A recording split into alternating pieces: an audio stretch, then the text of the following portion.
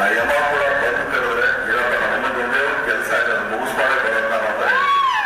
ಯಾಕೆಂದ್ರೆ ಮನೆಗೆ ನನಗೆ ಅಷ್ಟೊಂದು ಬಾಂಧವ್ಯ ಇದೆ. ಸ್ನೇಹಿತರೆ ನಮಸ್ಕಾರ. ಕನ್ನಡ ಚಿತ್ರರಂಗದಲ್ಲಿ ದರ್ಶನ್ ಕದರೆ ಬೇರೆ ಇತ್ತು. ಡಿ ಬಾಸ್ ಅಂತ ಹೇಳಿದ್ರೆ ಬಹುಶಃ ಕನ್ನಡದ ಯಾವ ನಟರು ಕೂಡ ಅಥವಾ ಯಾವ ನಿರ್ಮಾಪಕರು ಕೂಡ ಅಥವಾ ಯಾವ ನಿರ್ದೇಶಕರು ಕೂಡ ಎದ್ದು ನಿಂತು ಗೌರವ ಕೊಡುವಂಥ ಸ್ಥಿತಿ ಇತ್ತು. ದರ್ಶನ್ ಬರ್ತಾ ಇದ್ದಾರೆ ಅಂತ ಹೇಳಿದ್ರೆ ಎಲ್ರಿಗೂ ಒಂದು ಖುಷಿ. ಯಾವುದಾದ್ರೂ ಒಂದು ಸಿನಿಮಾಗೆ ದರ್ಶನ್ ಸಪೋರ್ಟ್ ಸಿಗ್ತಿದೆ ಅಂತ ಹೇಳಿದ್ರೆ ದರ್ಶನ್ ಫ್ಯಾನ್ಸು ನಮ್ಮ ಸಿನಿಮಾ ನೋಡ್ತಾರೆ ಅನ್ನುವಂಥ ಒಂದು ಬಯಕೆ. ಹೀಗಾಗಿ ದರ್ಶನ್ ಸಪೋರ್ಟ್ ಬೇಕು ಅನ್ನುವಂತಹ ಬೇಡಿಕೆಯನ್ನು ಇಟ್ಕೊಂಡು ಅದೆಷ್ಟೋ ಜನ ನಿರ್ಮಾಪಕರು ನಿರ್ದೇಶಕರು ಇವರ ಮನೆಯ ಬಾಗಿಲಿನ ಹತ್ರ ಹೋಗ್ತಾ ಇದ್ರು. ಸಾಕಷ್ಟು ಜನರಿಗೆ ದರ್ಶನ್ ಸಿಗ್ತಾನೆ ಇರಲಿಲ್ಲ. ಇನ್ನೂ ವಿಶೇಷ ಏನಂತ ಹೇಳಿದ್ರೆ ದರ್ಶನ್ ಯಾವುದೇ ಅವಾರ್ಡ್ ಪ್ರೋಗ್ರಾಮ್ ಇರ್ಬೋದು ಅಥವಾ ಯಾವುದೇ ಬಹಿರಂಗವಾದಂಥ ಕಾರ್ಯಕ್ರಮಗಳಲ್ಲಿ ಭಾಗವಹಿಸೋದಕ್ಕಿಂತ ಮುಂಚೆ ತುಂಬ ಚೂಸಿಯಾಗಿದ್ದರು ಅನ್ನೋದು ಈಗ ಬಹುಶಃ ನಿಮ್ಮೆಲ್ಲರಿಗೂ ಕೂಡ ಗೊತ್ತಿರುವಂಥ ವಿಚಾರನೇ. ಈಗ ಕೆಟ್ಟದಾದ ತಕ್ಷಣ ಆಳಿಗೊಂದು ಕಲ್ಲು ಅಂತಲ್ಲ, ದರ್ಶನ್ದು ಪಾಸಿಟಿವ್ ಕೂಡ ನೋಡಬೇಕು. ಬಟ್ ಹಾಗಂತ ಮಾತ್ರಕ್ಕೆ ದರ್ಶನ್ ಮಾಡಿರುವಂಥ ಕೃತ್ಯವನ್ನು ಸಪೋರ್ಟ್ ಮಾಡಬೇಕಾ? ಖಂಡಿತ ಇಲ್ಲ. ಯಾವ ಕಾರಣಕ್ಕೂ ಕೂಡ ದರ್ಶನ್ ಈಗ ಮಾಡಿರುವಂಥ ಕೃತ್ಯವನ್ನು ಸಪೋರ್ಟ್ ಮಾಡೋಕ್ಕೆ ಸಾಧ್ಯನೇ ಇಲ್ಲ. ಅದೇ ಕಾರಣಕ್ಕೆ ಇವತ್ತಿಗೆ ದರ್ಶನ್ ಹಿಂದೆ ಯಾರೂ ಕೂಡ ಇಲ್ಲ ಅನ್ನೋದು ಕೂಡ ಸಾಕ್ಷಿ. ನೋಡಿ, ಅವತ್ತು ಮಗ ಅಂತಿದ್ರು, ಅಣ್ಣ ಅಂತಿದ್ರು, ಬ್ರದರ್ ಅಂತಿದ್ರು, ಡಿ ಬಾಸ್ ಅಂತಿದ್ರು, ನನ್ನ ಮಗನ ರೀತಿ ಅಂತಲೂ ಕೂಡ ಕರೆದಿದ್ರು. ಅವ್ರು ಯಾರು ಕೂಡ ಇವತ್ತು ಕಾಣಿಸ್ತಿಲ್ಲ. ಇವತ್ತು ದರ್ಶನ್ನು ಯಾರ್ಯಾರಿಗೆ ಸಹಾಯವನ್ನು ಮಾಡಿದ್ರು, ಯಾರ್ಯಾರು ದರ್ಶನ್ನಿಂದ ಸಪೋರ್ಟನ್ನು ತೆಗೆದುಕೊಂಡಿದ್ರು, ಅವ್ರು ಯಾರು ಕೂಡ ಇವತ್ತು ದರ್ಶನ್ ಜೊತೆಗೆ ಇಲ್ಲ. ಅಷ್ಟು ಮಾತ್ರ ಯಾಕೆ, ಆ ತಾಯಿ ಒಬ್ಬ ಮಹಿಳೆ, ಯಾರು ದರ್ಶನ್ ಸಪೋರ್ಟ್ ಕೊಟ್ಟಂತಹ ತಾಯಿ ಇದ್ದಾಳಲ್ಲ, ಹೆತ್ತ ತಾಯಿಗಿಂತನೂ ಕೂಡ ಹೆಚ್ಚಿಗೆ ಸಪೋರ್ಟನ್ನು ಈ ತಾಯಿಗೆ ದರ್ಶನ್ ಕೊಟ್ಟಿದ್ರು. ಎಲ್ಲಿವರೆಗೆ ಅಂತ ಹೇಳಿದ್ರೆ ಅವ್ರು ಹಾಕಿದಂಥ ಗೆರೆಯನ್ನು ದಾಟೋಕ್ಕೆ ಸಾಧ್ಯನೇ ಇಲ್ಲ ಅನ್ನುವಂಥ ಮಾತನ್ನು ಹೇಳಿದರು ಇದೇ ದರ್ಶನ್. ಅಂತಹ ದರ್ಶನ್ಗೆ ಇವತ್ತು ಇಂತಹ ಸಂಕಷ್ಟ ಎದುರಾದಾಗ ಬಂದು ಸಹಾಯ ಮಾಡೋದು ಸಾಯ್ಲಿ, ಎದುರುಗಡೆ ಬಂದು ಒಂದೇ ಒಂದು ವಿಚಾರವನ್ನು ತುಟಿ ಬಿತ್ತಲಿಲ್ಲ, ಅದೂ ಸಾಯ್ಲಿ ರೀ. ಸೋಷಿಯಲ್ ಮೀಡಿಯಾದಲ್ಲೂ ಕೂಡ ಒಂದೇ ಒಂದು ಸ್ಟೇಟಸ್ ಹಾಕಲಿಲ್ಲ. ಆ ಅಮ್ಮ ಯಾರು ಏನು ಅನ್ನೋದು ಬಹುಶಃ ನಿಮಗೆ ಈಗಾಗಲೇ ಗೊತ್ತಾಗಿರುತ್ತೆ. ಅದೇ ಸುಮಲತಾ ಅಂಬರೀಶ್ ಅವರು. ಹೌದು, ಬಹುಶಃ ಸುಮಲತಾ ಅಂಬರೀಶ್ ಅವರಿಗೆ ಕೊಟ್ಟಷ್ಟು ಗೌರವ, ಮರ್ಯಾದೆ ಮತ್ತು ಸುಮಲತಾ ಅಮ್ಮರವನ್ನು ಎತ್ತಿ ಏರಿಸಿದಂತಹ ರೀತಿಯನ್ನು ಬಹುಶಃ ಯಾರೂ ಕೂಡ ಮರ್ತಿಲ್ಲ. ಆದರೆ ಹೆತ್ತ ತಾಯಿ ಮೀನಾ ತೂಗುದೀಪ್ ಅವ್ರಿಗೂ ಕೂಡ ಅಷ್ಟು ಸ್ಥಾನಮಾನವನ್ನು ದರ್ಶನ್ ತನ್ನ ಲೈಫ್ನಲ್ಲಿ ಕೊಟ್ಟಲಿಲ್ಲ ಮತ್ತು ಬಹಿರಂಗವಾಗಿ ಅವರನ್ನು ಹಾಡಿ ಹೊಗಳಲಿಲ್ಲ. ಸುಮಲತಾ ಯಾವುದೇ ಹೆಜ್ಜೆಯನ್ನು ಇಡುವಾಗಲೂ ಕೂಡ ಅದರ ಹಿಂದೆ ಇರ್ತಿದ್ದಿದ್ದು ಇದೇ ದರ್ಶನ್. ಇನ್ನು ಸುಮಲತಾ ಅಂಬರೀಶ್ ಇದಕ್ಕಿಂತ ಮುಂಚೆ ಹೇಳ್ತಾ ಇದ್ರು, ನನ್ನ ದೊಡ್ಡ ಮಗ, ನನ್ನ ದೊಡ್ಡ ಮಗ, ನನ್ನ ದೊಡ್ಡ ಮಗ ಅಂತೇಳಿ ದರ್ಶನ್ಗೆ ಪ್ರತಿ ಸಲ ಹೇಳ್ತಾ ಇದ್ರು. ದರ್ಶನ್ ಕೂಡ ತನ್ನ ಹೆತ್ತ ತಾಯಿಗಿಂತನೂ ಕೂಡ ಅತಿ ಮುಖ್ಯ ಅನ್ನೋ ರೀತಿ ಸುಮಲತಾನನ್ನು ಹಾಡಿ ಹೊಗಳ್ತಾ ಇದ್ರು. ಬಹುಶಃ ನಿಮಗೆ ಎಲ್ರಿಗೂ ಕೂಡ ನೆನಪಿರ್ಬೋದು, ಇವತ್ತಿಗೂ ಸುಮಲತಾ ಅಂಬರೀಶ್ ಅವರು ಮಂಡ್ಯದ ಚುನಾವಣೆಯ ನಿರ್ಧಾರ ತೆಗೆದುಕೊಳ್ಳುವಂಥ ಹಂತದಲ್ಲೂ ಕೂಡ ಇದೇ ದರ್ಶನ್ ಹಗಲು ರಾತ್ರಿ ಸುಮಲತಾ ಅವರ ಜೊತೆಗೆ ನಿಂತು ಬೆಂಬಲವಾಗಿದ್ದರು.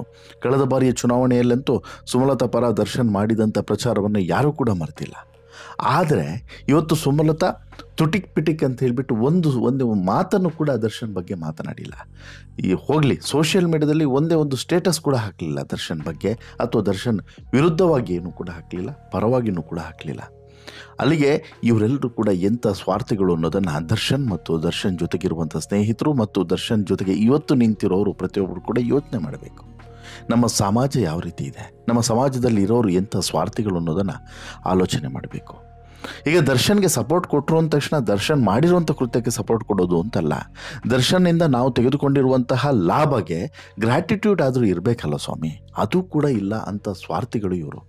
ಹಾಗಾದರೆ ಸುಮಲತಾ ಅಂಬರೀಶ್ ಅವರು ಇಲ್ಲಿವರೆಗೆ ಯಾಕೆ ತುಟಿಯನ್ನು ಬಿಚ್ಚಿಲ್ಲ, ಇನ್ನು ಮುಂದೆಯೂ ಕೂಡ ಬಿಚ್ಚೋದಿಲ್ವಾ? ಸುಮಲತಾ ಅಂಬರೀಶ್ ಅವರ ಚಿಂತನೆ ಏನು?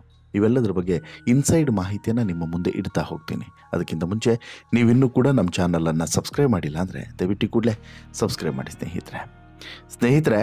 ಅಂಬರೀಷ್ ಬಳಿಕ, ಕನ್ನಡದಲ್ಲಿ ಅಂಬರೀಷ್ ಬಳಿಕ ಒಂದು ರೀತಿಯಾದಂಥ ಕದರನ್ನು ಮೇಂಟೈನ್ ಮಾಡಬೇಕು ಅನ್ನುವಂತಹ ಹಪಾಹಪಿ ಇಟ್ಕೊಂಡಂತಹ ಮತ್ತೊಬ್ಬ ನಟ ಅಂತಿದ್ರೆ ಅದು ದರ್ಶನ್. ಸೇಮ್ ಅಂಬರೀಷ್ ರೀತಿಯೇ ಗದರೋದು, ಅಂಬರೀಷ್ ರೀತಿಯೇ ಮಾತನಾಡುವಂಥ ಪ್ರಯತ್ನವನ್ನು ಮಾಡೋದು, ಅಂಬರೀಷ್ ರೀತಿಯೇ ಮ್ಯಾನರಿಸಮನ್ನು ಮೇಂಟೈನ್ ಮಾಡೋದು, ಈ ರೀತಿಯಾದಂಥ ಒಂದಷ್ಟು ನಡವಳಿಕೆಗಳನ್ನು ನಾವು ಗಮನಿಸಿರ್ಬೋದು ದರ್ಶನ್ ಬಳಿ.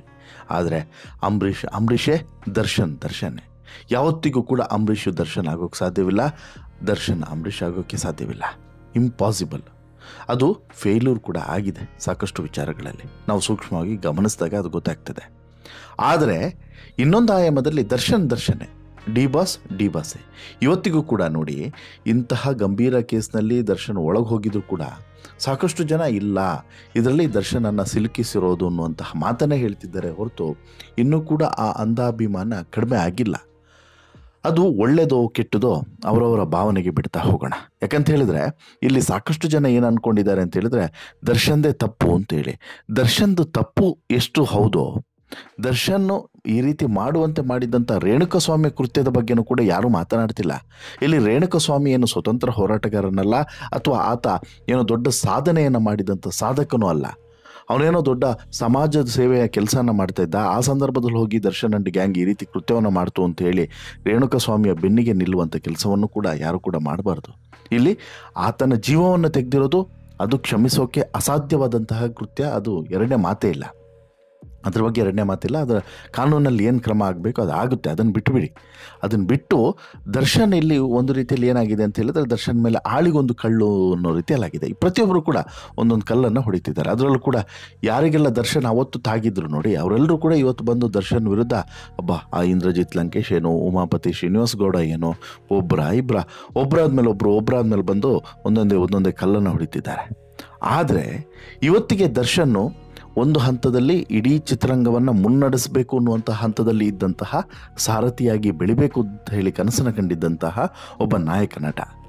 ಯಾಕಂತ ಹೇಳಿದ್ರೆ ದರ್ಶನ್ ಕದರೆ ಆ ರೀತಿ ಇತ್ತು. ಯಾವಾಗ ಚಿತ್ರರಂಗದಲ್ಲಿ ಆ್ಯಕ್ಟಿವ್ ಇರುವಂತಹ ಸಂದರ್ಭದಲ್ಲಿ ದರ್ಶನ್ ಕದರೆ ಆ ರೀತಿ ಇತ್ತು. ದರ್ಶನ್ ಸಿನಿಮಾಗಳು ಬಂದಾಗ ಇವರೇ ವೇದಿಕೆ ಏರಿ ಬಾಸ್ ಅಂತ ಹೇಳ್ಬಿಟ್ಟು ಹೊಗಳಿ ಅಟ್ಟಕ್ಕೆ ಏರಿಸಿದ್ರು. ದರ್ಶನ್ ಕೂಡ ಕೂತಲ್ಲೇ ಸ್ಮೈಲ್ ಕೊಡ್ತಾ ಇದ್ರು. ದರ್ಶನ್ ಯಾವುದೇ ವೇದಿಕೆಗೆ ಹೋಗ್ಲಿರಿ, ಅಲ್ಲಿ ಡಿ ಬಾಸ್ ಅನ್ನೋ ಕೂಗೆ. ಬೇರೆ ಯಾವುದೇ ನಟ ಇರಲಿ, ಬೇರೆ ಯಾವುದೇ ಸೆಲೆಬ್ರಿಟಿಗಳಿರಲಿ, ಬೇರೆ ಯಾವುದೇ ರಾಜಕಾರಣಿ ಇರಲಿ, ಬೇರೆ ಯಾವುದೇ ಸ್ವಾಮೀಜಿ ಇರಲಿ, ಯಾರೇ ಇರಲಿ, ಡಿ ಬಾಸ್ ಫ್ಯಾನ್ಸ್ ಅಷ್ಟೇ. ಅವರ ಕಿರುಚಾಟ, ಕೂಗಾಟ ಇದ್ರ ಮುಂದೆ ಯಾರೂ ಕೂಡ ತುಟಿಯನ್ನು ಬಿಚ್ತಿರಲಿಲ್ಲ. ಇದರ ಲಾಭವನ್ನು ಹೆಚ್ಚು ಪಡೆದಂಥ ರಾಜಕಾರಣಿ ಯಾರು ಅಂತೇಳಿ ಕೇಳಿದ್ರೆ ಅದು ಏಕೈಕ ವ್ಯಕ್ತಿ ಯಾರು? ಸುಮಲತಾ ಅಂಬರೀಶ್ ಅವರು. ಹೌದು, ಬಹುಶಃ ದರ್ಶನ್ ಕಾಡು ಮೇಡು ಸುತ್ತೋದಕ್ಕೆ ಹೋದಾಗಲೂ ಕೂಡ ಅಷ್ಟೇ, ಅಲ್ಲಿ ಒಂದಷ್ಟು ಜನರ ಗುಂಪೆ ಸೇರ್ತಾ ಇತ್ತು. ದರ್ಶನ್ ರಾಜಕೀಯ ಪ್ರಚಾರ ಕಾರ್ಯಕ್ರಮಗಳಲ್ಲಿ ಭಾಗವಹಿಸಿದಾಗಲೂ ಕೂಡ ದೊಡ್ಡ ಜನಸಮೂಹವೇ ಬಂದು ಸೇರ್ತಾ ಇತ್ತು. ಬಹುಶಃ ಕಳೆದ ಲೋಕಸಭೆ ಚುನಾವಣೆ, ಮಂಡ್ಯದ ಲೋಕಸಭೆ ಚುನಾವಣೆಯನ್ನು ನೆನೆಸಿಕೊಂಡ್ರೆ ಎಲ್ರಿಗೂ ಕೂಡ ಅದು ಆ ದೃಶ್ಯಾವಳಿಗಳು ಮನಸ್ಸಲ್ಲಿ ಹಾಗೆ ಬಂದು ಹೋಗ್ಬಿಡುತ್ತೆ.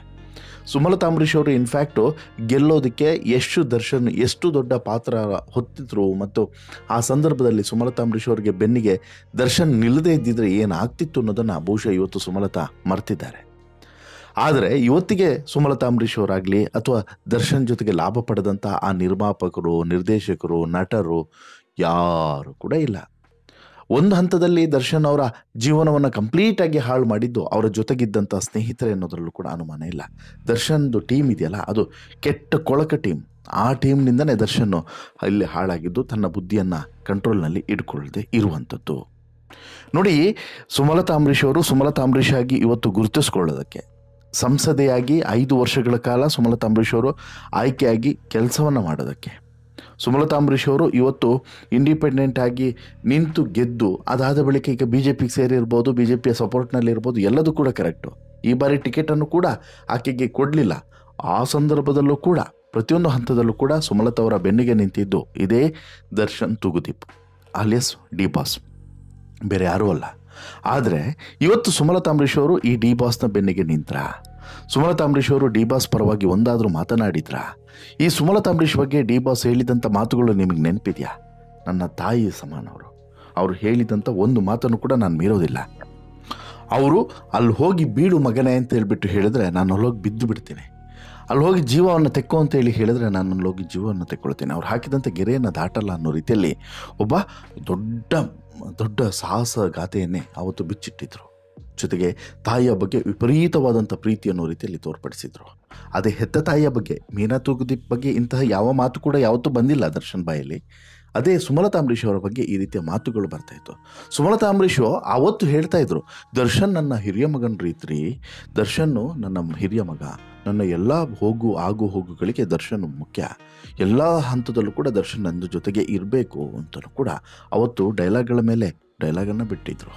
ಬಟ್ ಇವತ್ತು ರೇಣುಕಾಸ್ವಾಮಿಯ ಪ್ರಕರಣ ಈಗ ಇಷ್ಟೆಲ್ಲ ಆಯ್ತಲ್ಲ, ಇದು 3ನೇ ವಾರ ಅಲ್ವಾ? 3ನೇ ವಾರದ ಡೆವಲಪ್ಮೆಂಟ್ಗಳು ನಡೀತಿರುವಂಥ ಸಂದರ್ಭದಲ್ಲಿ ಒಂದೇ ಒಂದು ದಿನನಾದರೂ ಕೂಡ ಇದೇ ಸುಮಲತಾ ಅಂಬರೀಷ್ ಬಂದು ಇಲ್ಲ ದರ್ಶನ್ ಮಾಡಿದ್ದು ಸರಿ ಅಥವಾ ದರ್ಶನ್ ಮಾಡಿದ್ದು ತಪ್ಪು, ದರ್ಶನ್ ಈ ರೀತಿ ಇರಲಿಕ್ಕಿಲ್ಲ, ದರ್ಶನ್ ಆ ರೀತಿ ಇರಲಿಕ್ಕಿಲ್ಲ, ಏನಾದರೂ ಒಂದು ಮಾತನಾಡಿದ್ರ? ನೋಡಿ, ರಚಿತಾರಾಮು ಒಂದು ಮಾತನ್ನು ಹೇಳ್ತಾರೆ, ನನ್ನ ಗುರು ಆ ರೀತಿ ಮಾಡಿರ್ಲಿಕ್ಕಿಲ್ಲ ಅಂಥೇಳಿ ಹೇಳ್ತಾರೆ, ಜೊತೆಗೆ ನನಗೆ ನಂಬೋಕ್ಕೂ ಕೂಡ ಸಾಧ್ಯವಾಗ್ತಿಲ್ಲ ಅಂತೇಳಿ ಹೇಳ್ತಿದ್ದಾರೆ. ರಮ್ಯಾ ಕೆಟ್ಟದಾಗೆ ಅಂದರೆ ಕ್ರಿಟಿಕ್ಸನ್ನೇ ಮಾಡಿದ್ದಾರೆ, ಅಂದರೆ ಬೈದಿದ್ದಾರೆ, ಇಲ್ಲ ಈ ರೀತಿ ಮಾಡಬಾರ್ದಾಗಿತ್ತು ದರ್ಶನ್ ಅಂತೇಳಿ, ಕಾನೂನನ್ನು ಕೈಗೆ ತೆಗೆದುಕೊಳ್ಬಾರ್ದಾಗಿತ್ತು ಅಂತೇಳಿ.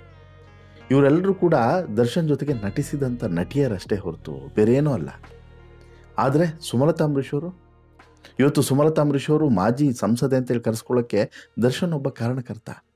ಈಗ ಮಾತನಾಡಿದ್ರ? ಇಲ್ಲ. ಇನ್ನು ವಿನೋದ್ ಪ್ರಭಾಕರ್ ಅಣ್ಣ ಅಣ್ಣ ಅಂತೇಳಿ ಕರಿತಿದ್ರು. ವಿನೋದ್ ಪ್ರಭಾಕರ್ಗೆ ಎಷ್ಟು ಅವಕಾಶಗಳನ್ನು ದರ್ಶನ್ ಮಾಡಿಕೊಟ್ಟಿದ್ದಾರೆ ಅನ್ನೋದನ್ನು ಬಹುಶಃ ವಿನೋದ್ ಪ್ರಭಾಕರ್ ಮರೆತಿದ್ದಾರೆ. ವಿನೋದ್ ಪ್ರಭಾಕರ್ ಮಾತ್ರ ಅಲ್ಲ, ಎಷ್ಟೋ ಜನ ನಟ ನಟಿಯರಿಗೆ ದರ್ಶನ್ ಕೊಟ್ಟಂಥ ಅವಕಾಶಗಳು ಬಹುಶಃ ಇವತ್ತಿಗೆ ನೆನಪಿಲ್ಲ ಅವರಿಗೆ. ಇನ್ನು ನಿರ್ದೇಶಕರಿಗೆ ಅವರಿಗೆ ದರ್ಶನ್ ಮಾಡಿಕೊಟ್ಟಂತಹ ಅವಕಾಶಗಳು, ನಿರ್ಮಾಪಕರಿಗೆ ದರ್ಶನ್ ಮಾಡಿಕೊಟ್ಟಂಥ ಅವಕಾಶಗಳು, ಇದೆಲ್ಲವನ್ನು ಕೂಡ ಸಾಕಷ್ಟು ಜನ ಮರ್ತಿದ್ದಾರೆ. ಹಾಗಂದ ಮಾತ್ರಕ್ಕೆ ಅಭಿಷೇಕ್ ಅಂಬರೀಷ್, ಸುಮಲತಾ ಅವರ ಮಗ ಅಭಿಷೇಕ್ ಅಂಬರೀಷ್ ತಮ್ಮನ ರೀತಿ ಇದ್ದರು. ಬಟ್ ಎಲ್ಲೂ ಕೂಡ ಇದುವರೆಗೆ ಅಭಿಷೇಕ್ ಅಂಬರೀಷ್ ಕೂಡ ತುಟಿಯನ್ನು ಬಿಚ್ಚಿಲ್ಲ.